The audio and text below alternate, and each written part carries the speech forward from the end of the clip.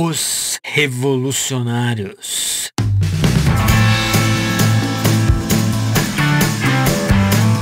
Rousseau, o contrato antissocial e o mal selvagem.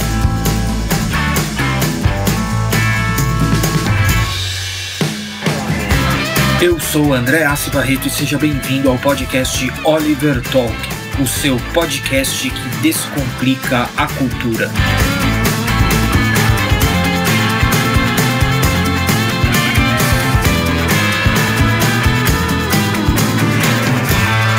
Antes de começar, não se esqueça de assinar agora o podcast Oliver Talk, escrito tudo junto no Spotify, no iTunes, no SoundCloud e no Deezer, ou no seu aplicativo de podcast favorito da Google Play ou da Apple Store. Caso esteja ouvindo pelo YouTube, não se esqueça de se inscrever no canal e ativar o sininho para as notificações. Ainda não é membro do Oliver Club? Seja membro em olivertalk.com/oliverclub e tenha acesso ao Teatro das Ideias, nossa escola de formação clássica baseada nos princípios, métodos e livros sugeridos pelo pedagogo americano Mortimer Adler. Aprenda conosco por apenas R$ 29,00 ao mês ou R$ 290 ao ano. Além do Teatro das Ideias, tem acesso a muitos conteúdos exclusivos, a revista Cronos, o guia bibliográfico e cultural do Oliver Talk, podcasts exclusivos, e-books e muito mais. Agradeço ainda aos nossos parceiros Mr. Romanini, cujo trabalho você pode prestigiar visitando e comprando na sua loja, a Wake Up Imperium, o link está na descrição, e Chico Castellano operando maravilhas e milagres na nossa edição de áudio. O áudio hoje está muito melhor, graças ao nosso grande amigo Chico Castellano, a quem aí agradecemos efusivamente. Pois bem, qual é a base bibliográfica do nosso podcast de hoje? É o livro Os Intelectuais, do Paul Johnson. E o nosso objeto, o nosso personagem, o nosso revolucionário é Jean-Jacques Rousseau. Daqui a pouco já vamos falar por que Rousseau está nessa série. Por que Rousseau deveria estar nessa série? Por que não abrir uma série sobre pensadores revolucionários com Marx? Por que o Marx só vem depois? A gente vai entender isso já já. E isso aí é extremamente importante aqui para o que nós iremos fazer ao longo destes podcasts. Então, nessa série, gente, a semana passada, nós tivemos o episódio piloto, né? Como vocês provavelmente já ouviram. E eu expus ali, coloquei para vocês como que a série vai ser, quais são todas as bases bibliográficas, os autores que serão lidos, discutidos, estudados e mencionados. E uma coisa que eu vou fazer ao longo dos episódios, porque nós aqui sempre pensamos naquela pessoa que já sabe um pouco, naquela pessoa que não sabe nada, naquela pessoa que já sabe bastante, eventualmente está aqui só para pescar uma ou outra referência superior que ela não conheça, mas pensando aí especificamente naquelas pessoas que não são da área, mas que têm interesse, no começo de todos os episódios, como a gente está tratando aí de pessoas que são relativamente famosas até, ou famosas no meio intelectual, digamos, mas eu vou trazer sempre uma pequena biografia do sujeito mencionado, do personagem revolucionário do podcast do dia. Tá? Então, o nosso personagem hoje é o Jean-Jacques Rousseau, que nasceu em Genebra, Suíça. Tá? Ele não era francês, ele era suíço genebrino. Né, nasceu em Genebra em 28 de junho de 1712 e morreu em Ermenonville, 2 de julho de 1778. Rousseau foi um filósofo, teórico político, escritor e compositor autodidata genebrino. É considerado um dos principais filósofos do Iluminismo e um precursor do Romantismo.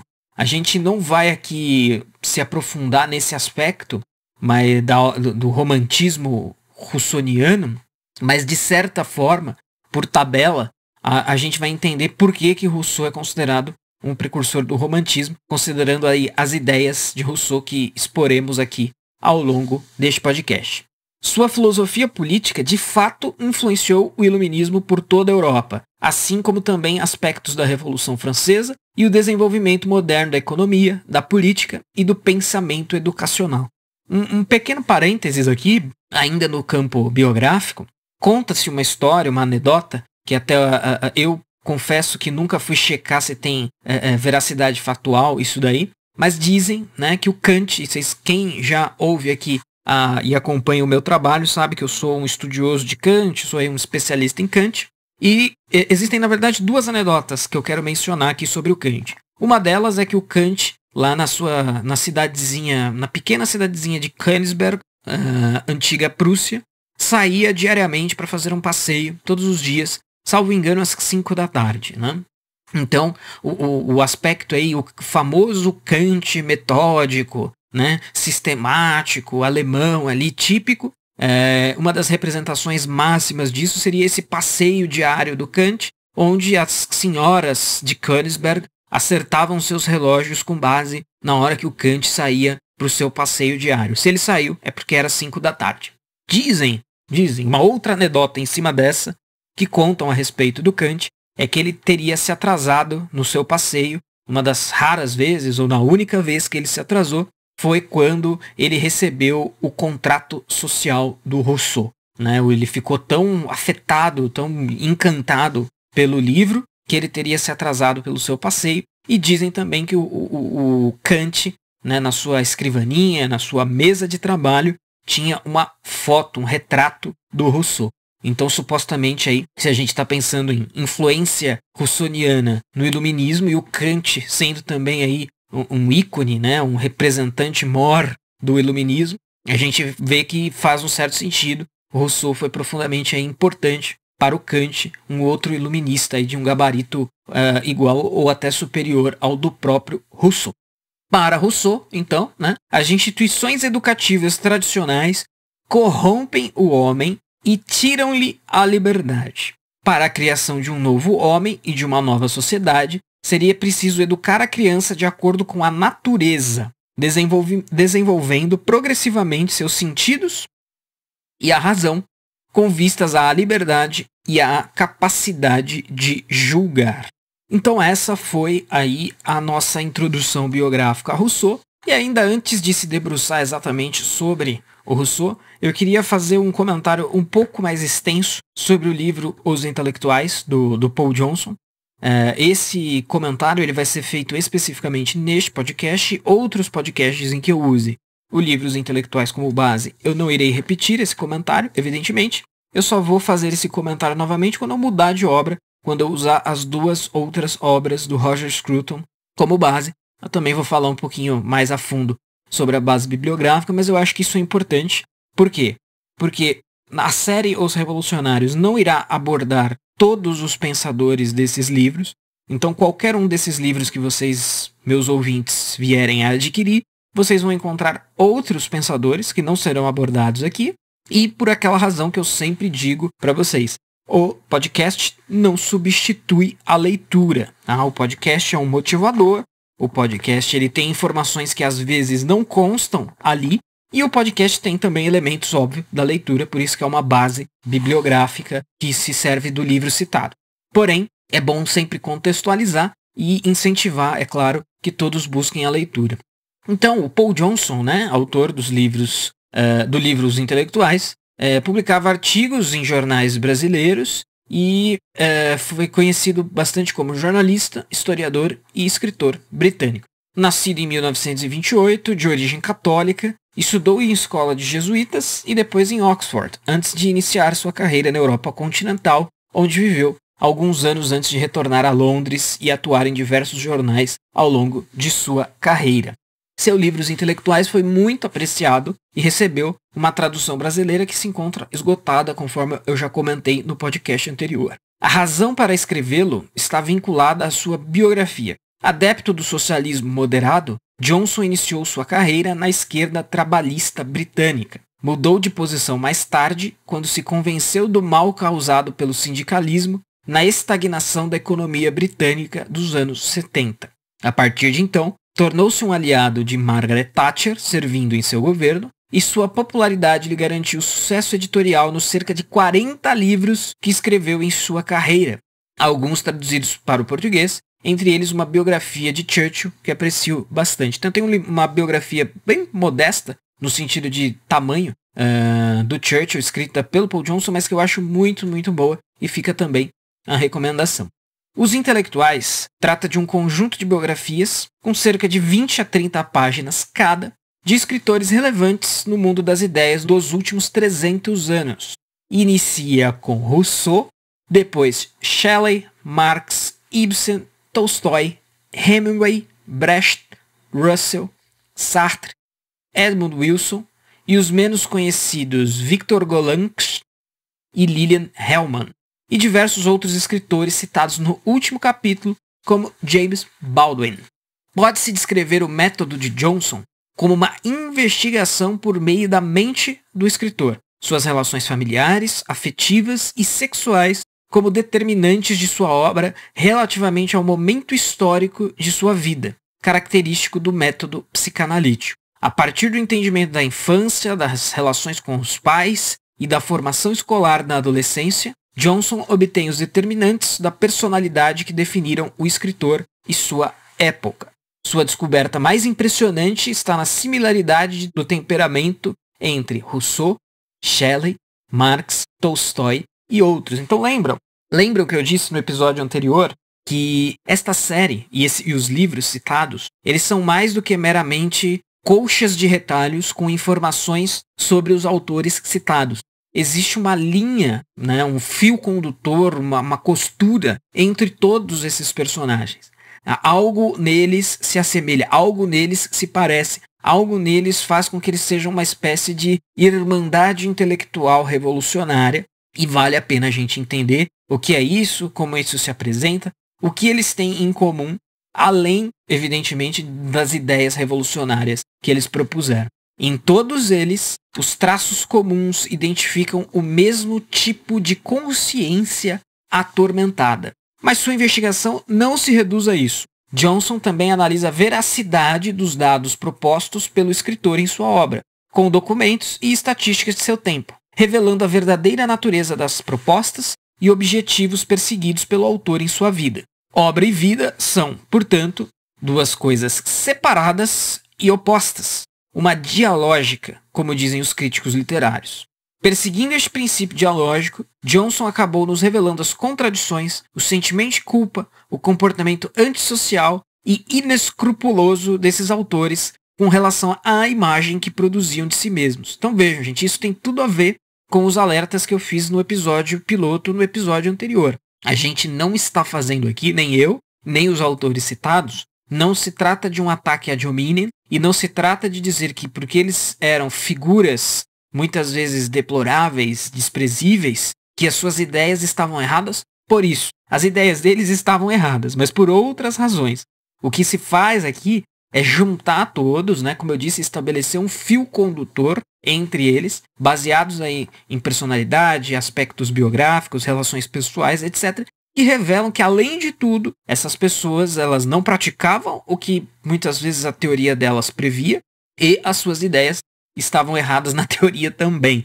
Então é um pacote aí de ruindades, de maldades. Assim, Marx, Ibsen, Tolstói e James Baldwin não pagavam as dívidas que contraíam dos amigos, por exemplo, e não se importavam com isso, achando que seu gênio era o suficiente para que os outros lhe reverenciassem com a sua ajuda. Então, quando a gente vai investigar a biografia desses caras que queriam corrigir o mundo, salvar a humanidade, a gente vê que eles eram pessoas assim, ruins, pessoas horríveis, que destratavam os outros, destratavam os próprios amigos, entravam em contradição direta com aquilo que supostamente defendiam nas suas teorias. Agora voltemos aí ao Rousseau propriamente dito. Então tudo isso se aplica ao Rousseau, né? Mas vamos para especificidades aí a respeito do Rousseau. Antes de detalhes ditos pelo próprio Johnson a respeito do Rousseau, alguns destaques pessoais que eu quero fazer aqui. Então, por que o Rousseau é o primeiro? Primeiramente, por uma razão cronológica, é o aspecto mais óbvio. Mas veja, se a gente tivesse preso apenas à cronologia, a gente poderia ignorar o Rousseau e começar pelo Marx. Por que começar com o Rousseau? Né? E aí eu vou explanar tudo isso, evidentemente, mas o Rousseau pode, deve, e eu não sou o primeiro a dizer isso, tá? Não tenho nenhuma intenção aqui de reclamar originalidade para essa tese, mas eu estou dando destaque a ela, principalmente para aqueles que talvez não conheçam o Rousseau, e para aquele pessoal que está sempre preso também nas metadas, né? mitadas, o Marx, não sei o quê, e não estuda de verdade, então não sabe que existe aí todo um universo prévio a Marx. Então, a tese qual é ela? É a que de Rousseau seria o verdadeiro pai da esquerda, né? Então, as ideias que o Rousseau propôs, junto aí com, evidentemente, com alguns fatos da sua vida, torna possível que a gente considere Rousseau como uma espécie de verdadeiro pai da esquerda. Então, por que a gente não começou pelo Marx? Por que a gente volta um pouco mais atrás e se debruça sobre o Rousseau? Por isso, né? Entre diversas coisas que a gente poderia trazer aqui, o que a gente coloca como justificativa para isso? Bom, para o Rousseau, um aspecto essencial, enquanto mito fundador da humanidade, do seu pensamento, é o próprio mito do bom selvagem. Então, o que é isso? O homem em estado de natureza, ele é bom. O homem em estado de natureza não entra em conflito. O que é estado de natureza, tá, gente? Estado de natureza é quando não há sociedade civil. Tá? Quando não existe sociedade civil, previamente à sociedade civil, havia o estado de natureza. Como o homem era no estado de natureza, segundo Rousseau? Ele era o bom selvagem. Ele era selvagem, mas ele era bom. Ele não entrava em conflito com os outros, ele fazia o que precisava ser feito para satisfazer ali o que era de imediato. Para fazer isso, ele não precisava entrar em conflito com ninguém, ele não tinha discussões, ele não tinha inquietações metafísicas, então provavelmente é um homem que a filosofia não existia para o bom selvagem. Então, intelectualmente, você tem um regresso aí não apenas civilizacional, mas você tem um regresso aí intelectual, porque o próprio Rousseau diz que no estado de natureza o homem não tinha inquietações metafísicas, por exemplo. O que mais que o homem não tinha no estado de natureza? O homem não tinha propriedade privada. Então a propriedade privada é um traço da sociedade civil e é um traço gerador de conflito. O Rousseau diz isso com palavras muito claras. O homem começou a entrar em conflito quando ele estabeleceu a propriedade privada, ele fez uma demarcação num espaço de terra e falou, olha, isso aqui agora é meu e não é seu. E se você quiser pegar, se você quiser invadir, se você quiser dizer que é seu, a gente vai ter problema, né? Então o Rousseau vai dizer, olha, o homem deixa de ser um bom selvagem quando ele estabelece a sociedade civil e na sociedade civil ele estabelece a propriedade privada.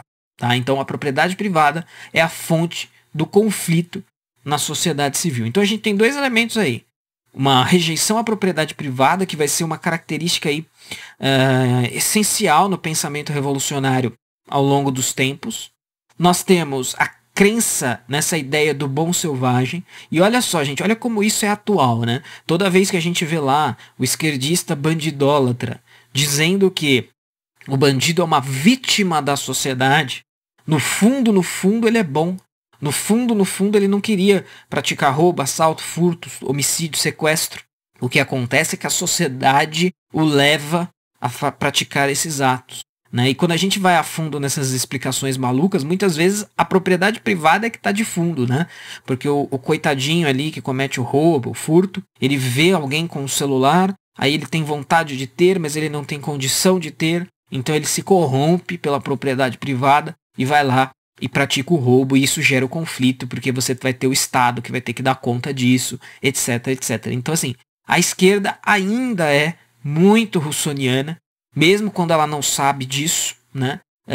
Então, muitos preceitos aí que a gente acha que estavam originalmente, ou primeiramente, no Marx, eles estavam já no Rousseau. Então, por uma questão cronológica e por uma questão do grau de desenvolvimento, defesa, a importância que tudo isso tem no pensamento do Rousseau nos obriga a admitir que o verdadeiro pai da esquerda é Jean-Jacques Rousseau e não Karl Marx, por exemplo, caso você acreditasse ou pensasse que o Marx era essa figura. Um outro conceito importante do Rousseau, importante no quadro geral, mas importante também para entender aí o seu aspecto pai do esquerdismo, é o seu democratismo, né? Expresso aí no conceito de vontade geral. Muitas vezes, quando a gente fala em democracia, né, o pessoal que é da ciência política sabe que existem diversas definições e aspectos diferentes da democracia, modelos de democracia,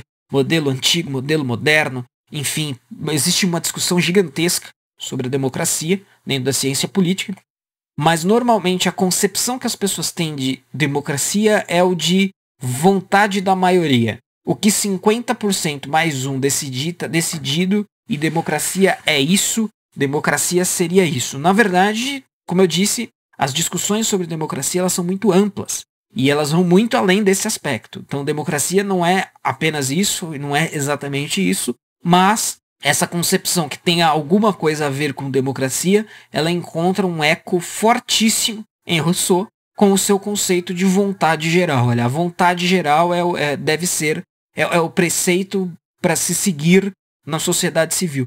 Embora o Rousseau acredite no mito do bom selvagem, a gente não encontra exatamente no Rousseau, né? Claro que, como eu disse agora há pouco, o Rousseau vai ser um precursor do romantismo, e os românticos vão ser aquelas figuras irracionalistas que vão propor um retorno ao campo, etc, etc, uma espécie de retorno ao selvagem. Mas nós não encontramos isso exatamente no Rousseau, né? A gente não encontra o Rousseau propondo, vamos todos voltar para a selva, né? Para as cavernas, vamos todos voltar à selvageria, aí, entre aspas. Então o que acontece? Bom, a gente vai ter que encontrar soluções precárias dentro da sociedade civil mesmo, dentro da vida civil mesmo, e aí uma maneira de se lidar bem, de se dirigir bem a vida na sociedade civil é seguir aí a vontade geral, e vontade geral é justamente não a democracia, mas é o democratismo. Então a crença de que qualquer coisa que 50% mais um decidirem, está decidido, né? Então mesmo em sociedades democráticas, se 50% das pessoas mais um decidir que alguém pode ser assassinado legitimamente, isso não vai necessariamente acontecer. Vai ter uma lei ali que vai prevenir isso também. Então essa concepção democratista, né, qualquer coisa com 50% mais um está correto porque é democrático, isso é na verdade mais a concepção da vontade geral do Rousseau do que exatamente uma concepção sólida de democracia.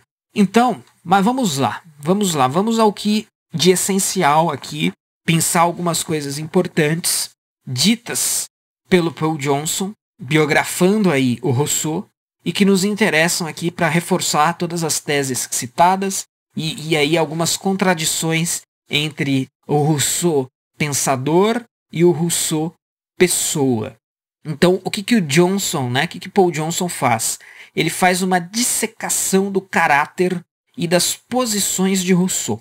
A inquietação de Rousseau leva-o a desconfiar do progresso gradual do iluminismo. Em vez disso, Rousseau, queria uma solução mais radical. Então essa ideia, né, essa crença iluminista no progresso, a sociedade estava arrumando em direção ao progresso. Isso o Rousseau não foi o único a questionar essa ideia, esse otimismo iluminista, né? Estamos todos progredindo, o mundo está melhorando, porque as pessoas estão sendo racionais, etc, etc. O Rousseau vai ser um crítico dessa ideia, e ele não será o único, né? Mas como é dito aqui, então ele queria uma solução mais radical. O quê? Como parte da sua técnica de garantir publicidade, atenção e favores, e na vida do Rousseau ele era um cara muito dependente disso, né? Ele vivia à custa dos outros, ele precisava de ajuda dos amigos dele, mas ele não retribuía, né? Ele não era uma pessoa que retribuía a generosidade alheia, inclusive dos próprios amigos, né? Ele fazia de uma virtude positiva um dos mais repelentes vícios, a ingratidão. Enquanto professava a espontaneidade, ele era de fato um calculista. E como propagandeasse que era o mais moral dos seres humanos, seguia-se que os outros eram logicamente até mais calculistas e por piores motivos que ele. Então, na verdade, existia isso no Rousseau, né? Olha, eu sou um pináculo, né? Um ponto alto de moralidade. Então, todo mundo está abaixo de mim. Mesmo aqueles que estão muito alto, ainda estão abaixo de mim. Então, tudo que eu fizer, inevitavelmente, está correto, está chancelado pela moralidade. E então, se eu passo a perna em alguém, se eu sou ingrato, se eu vivo à custa dos outros, está tudo bem, porque sou eu que estou fazendo. A gente vê realmente traços aí de uma mente, no mínimo, doentia, né? Para ficar em termos leves. Daí que em qualquer relação com os outros, Ele achava que sempre queriam tirar vantagens, e seu comportamento de homem superior era o de simplesmente superá-los. Ele só queria ganhar dos outros. Por causa de sua natureza ímpar, quem o ajudasse estava de fato fazendo um favor a si mesmo. Então olha só, quando o Rousseau levava vantagem, isso era bom, porque ele era muito bom. Então, na soma geral dos fatores, beleza. E quando alguém ajudava ele, ele não precisava retribuir, porque ao ajudar o melhor dos homens, ou o homem muito, muito bom, a pessoa também estava se ajudando. Então, ele não tinha o compromisso de retribuir. Uma coisa realmente muito maluca. Mas isso é o intelectual moderno, isso é o intelectual revolucionário, isso é o intelectual iluminista. Um outro traço bem conhecido até do pensamento do Rousseau é essa ideia de, não, eu sou bom com a humanidade, mas ruim com o próximo. Eu quero salvar a humanidade, mas eu sou ingrato com o próximo. O Rousseau é uma espécie de primeiro sintetizador disso tudo, que depois o Charles Dickens vai chamar de filantropia telescópica. Você mira um telescópio lá longe e fala, não, a filantropia tem que ser feita com a humanidade. Negócio abstrato, distante. Enquanto que o seu amigo que está te ajudando, você é ingrato com ele, você não retribui o favor, e por aí afora. Então, o egoísmo não tinha limites na personalidade de Rousseau, a ponto de achar que um homem de sua inteligência não poderia criar filhos. Deixando-os em um orfanato, Rousseau se identificava com a República de Platão, onde as crianças seriam mais virtuosas se educadas e criadas pelo Estado. Uma concepção fascista dos tempos antigos, totalmente repelida pela cristandade. Mas essa crueldade foi a raiz de seu totalitarismo incipiente, revelado por meio de sua posição a favor da educação pública. Então, o que acontece, gente? O Rousseau, quem for meu ouvinte aí e for da pedagogia, talvez, e não estudou Rousseau a fundo, mas talvez tenha ouvido falar do Rousseau por causa de uma obra chamada Emílio, que é a obra pedagógica do Rousseau. E aí, vejam como aquilo que eu falei no episódio anterior, a biografia se cruza com o pensamento do sujeito. E não prova exatamente, o Rousseau não está errado por causa disso, mas coloca uma pulga atrás da orelha, Então, o sujeito que teorizou sobre a educação, escreveu sobre a educação, prescreveu para a educação dos filhos dos outros, não educou os próprios filhos. Abandonou-os em um orfanato. O Rousseau era um aproveitador. Óbvio que esse sujeito que se auto-imputava moralmente superior, que se colocava num pedestal moral, ele não ia perder o seu tempo ali, com a criação dos filhos. Isso daí deixa para o Estado, isso é tarefa do Estado. E por muito tempo o Rousseau ele sempre foi um dependente. Um dependente em que sentido? Dos amigos ou das mulheres com quem ele se relacionava. Então ele era uma espécie de...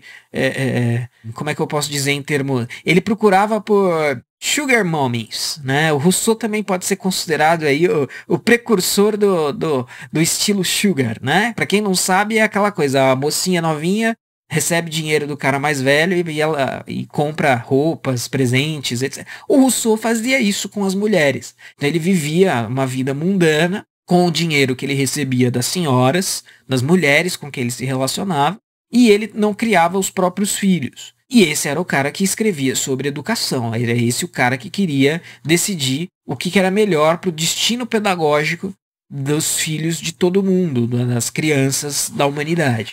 Então isso, gente, é inevitável você não prestar atenção nisso. As ideias pedagógicas do Rousseau estão erradas por causa disso? Não, isto não é uma falácia ad hominem, como eu disse no podcast anterior. Mas isso é um fator importante. A gente tem aí um eixo da prática muito contraditório com o eixo da teoria. E a gente precisa prestar atenção nisso, precisa observar. A pulga que se desperta atrás da orelha não é casuística e não tem nada de errado quando você faz isso. Inclusive as pessoas, no dia a dia, nós fazemos muito isso. Isso é um instinto natural quase e muito correto. Se você descobre que uma pessoa que pregava ética é corrupta, ora, isso invalida os argumentos dela sobre ética? Não, de repente ela tinha argumentos sobre ética muito bons e que continuam sendo verdadeiros, Mas que isso também te coloca uma pulga atrás da orelha, não sobre a ideia necessariamente em si, mas sobre aquela pessoa, também é evidente, Então, Retomando, né, Rousseau, estando intimamente relacionado com o início do romantismo, achava que a natureza tinha precedência na vida humana. Então isso é um aspecto problemático do pensamento do Rousseau, teórico e problemático. Dá pra gente observar aqui até vários problemas, né? Mas essa ideia de que tudo que vem da natureza é isso que é bom, isso mais tarde vai ser chamado de falácia naturalista, né? Não é porque na natureza é assim. A gente não salta da natureza para valores morais, mas isso é um pensamento filosófico posterior ao Rousseau, mas que se sabe aí ser um movimento e um argumento equivocado, né? Então o Rousseau achava que a natureza tinha precedência na vida humana, criando aforismos que marcaram profundamente as próximas gerações, tais como: os frutos da terra pertencem a todos nós, e a terra mesma a ninguém, né? Também aí uma crítica implícita à propriedade privada. O homem nasceu livre e em toda parte encontra-se acorrentado, né? Então, o homem na natureza é livre, mas na sociedade civil ele é acorrentado. Mas olha só que interessante, né, gente? O Rousseau está batendo no próprio conceito de civilização, né? Inevitavelmente, se você tiver civilização, você terá algum tipo de restrição. Se muita, se pouca, se justa, se injusta. Isso também não é uma apologia de qualquer restrição. Mas ter civilização implica necessariamente em ter algum tipo de restrição, ser restringido de alguma maneira. Isso parece aí. Isso não escapa ao Rousseau, na verdade, né? Mas ele simplesmente considera que isso não é bom. Então aí diz o Paul Johnson: Rousseau queria substituir a sociedade existente por algo totalmente diferente e essencialmente igualitário. Mas, feito isso, a desordem revolucionária não deveria ser permitida. Os ricos e privilegiados, com a força da ordem, seriam substituídos pelo Estado, corporificando a vontade geral, ao qual todos deveriam obedecer. Esta obediência tornar-se-ia instintiva e voluntária, uma vez que o Estado, por um processo sistemático de engenharia cultural, deveria inculcar a virtude em todos. O Estado era o pai, a pátria, e todos os seus cidadãos eram crianças do orfanato paternal. Então, olha só, a partir desse resumo, a gente consegue entender por que o Paul Johnson fala em um totalitarismo incipiente no Rousseau. Então, assim, você já tem aí implícito aquele lema clássico do fascismo de tudo no Estado, nada fora do Estado, tudo pelo Estado, alguma coisa nesse sentido. A gente já tinha isso no Rousseau, né? Então não é só a educação que era a incumbência do Estado, mas no limite qualquer coisa vai acabar se tornando... A forma da gente manter a sociedade civil e ter um pouco menos de problema era você depositando aí um poder extremo nas mãos do Estado. As pessoas costumam polarizar aí o Rousseau ao Hobbes, né? Porque o Rousseau dizia que o homem era bom no estado de natureza e o Hobbes dizia que o homem é mau no seu estado de natureza, né? O homem é o lobo do homem. Mas nesse sentido, nesse último aspecto aí que eu destaquei, a gente tem uma convergência entre Rousseau e Hobbes, porque os dois acreditam, cada um à sua maneira, evidentemente, mas os dois acreditam aí que a solução para a desordem está no Estado concentrando aí poder. Então, a vontade geral em Rousseau era uma premonição antecipada, ou pode ser visto como uma premonição antecipada do leninismo e a teoria do centralismo democrático. Então eu cito aqui o Paul Johnson. Leis elaboradas pela vontade geral devem, por definição, ter uma autoridade moral. As pessoas que fazem leis para si mesmas não podem ser injustas. A vontade geral está sempre correta. Frases aí do Rousseau. Considerando que o Estado é bem intencionado, a interpretação da vontade geral pode ser seguramente deixada a seus líderes, uma vez que eles sabem bem que a vontade geral sempre favorece a decisão mais apropriada ao interesse público.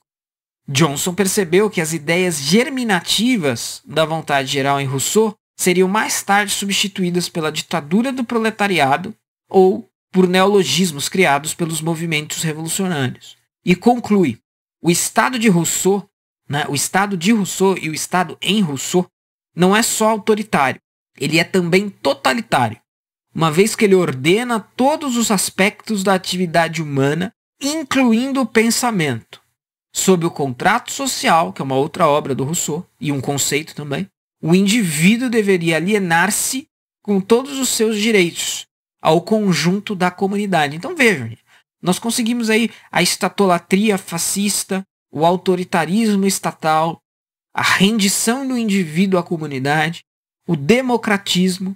Então assim, gente, aí está a esquerda, aí está o Rousseau, e tudo isso antes do Marx. O Marx ele vai ser um pouco mais escatológico que o Rousseau. O que eu quero dizer com isso? A coisa no Marx ela tem começo, meio e fim. No Rousseau ela tem mais começo e meio, né, digamos. No Marx tem começo, meio e fim. Teremos na sequência um episódio dedicado a Marx. Mas o ponto aqui é, a coisa toda começa com Rousseau.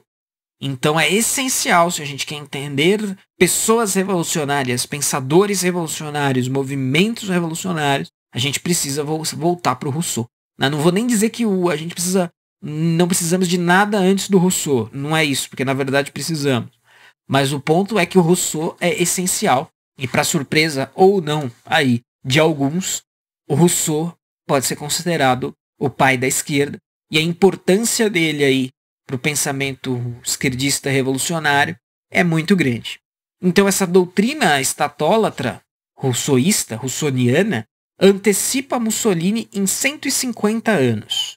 O lema é que eu coloquei o lema aqui na minha nota posterior, mas eu esqueci dele agora há pouco. O lema é: tudo com o Estado, nada fora do Estado, nenhuma coisa contra o Estado. Então o Rousseau não diz isso ipsis literis, né, literalmente, mas dos trechos aí lidos, vocês podem depreender aí, concluir, observar, perceber que é basicamente isso que o Rousseau defendia. Em essência, a submissão do indivíduo ao Estado seria feita pela educação.